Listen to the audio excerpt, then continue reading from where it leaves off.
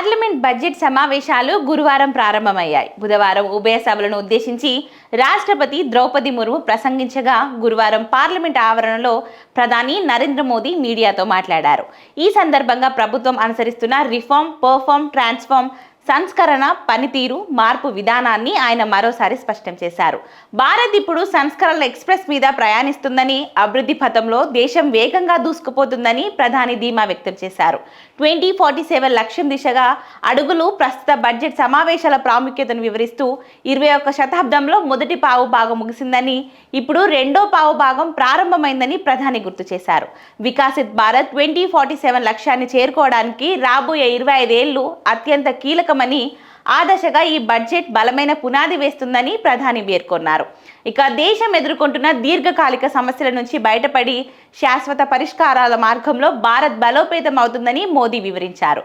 ప్రభుత్వం తీసుకునే ప్రతి నిర్ణయం మానవతా దృక్పథంతోనే ఉంటుందని ప్రధాని స్పష్టం చేశారు. ఆర్థిక మంత్రి నిర్మలా సీతారామన్ అరుదైన రికార్డుని ఈ బడ్జెట్ సమావేశాలు ఓ చారిత్రాత్మక ఘట్టానికి వేదిక కాబోతున్నాయని ప్రధాని ఆనందం వ్యక్తం చేశారు. వరుసగా 9వసారి కేంద్ర బడ్జెట్ను ప్రవేశపెడుతున్న తొలి మహిళా ఆర్థిక మంత్రిగా నిర్మలా సీతారామన్ రికార్డు సృష్టించబోతున్నారని ఆయన కొనియాడారు. ఫిబ్రవరి 1వ తేదీన ఆమె 2026 కేంద్ర బడ్జెట్ను లోక్సభలో ప్రవేశపెట్టనున్నారు. దానికి ముందు జనవరి 29న ఆమె ఆర్థిక సర్వేను సభ ముందు ఉంచారు.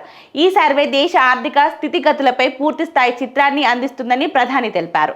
భారత్ EU డీల్ తయారీదారులకు పిలుపు. భారత్, యూరోపియన్ యూనియన్ మధ్య కుదిరిన ఈ చారిత్రాత్మక స్వేచ్ఛ వాణిజ్య ఒప్పందం గురించి ప్రధాని ప్రత్యేకంగా ప్రస్తావించారు. 2026 ఏడాది ఒక సానుకూల అంశంతో ప్రారంభమైందని, ఈ ఒప్పందం దేశ తయారీదారులకు ఒక గొప్ప అవకాశమని ఆయన అన్నారు. ఇక కేవలం మార్కెట్ దొరికింది కదా అని తక్కువ ధరలకు వస్తువులను పంపడం కాకుండా నాణ్యతమైన దృష్టి పెట్టాలని ఆయన సూచించారు. ముఖ్యంగా VBG Ramji bill, special intensive revision వంటి అంశాలపై చర్చించాలని వారు కోరారు.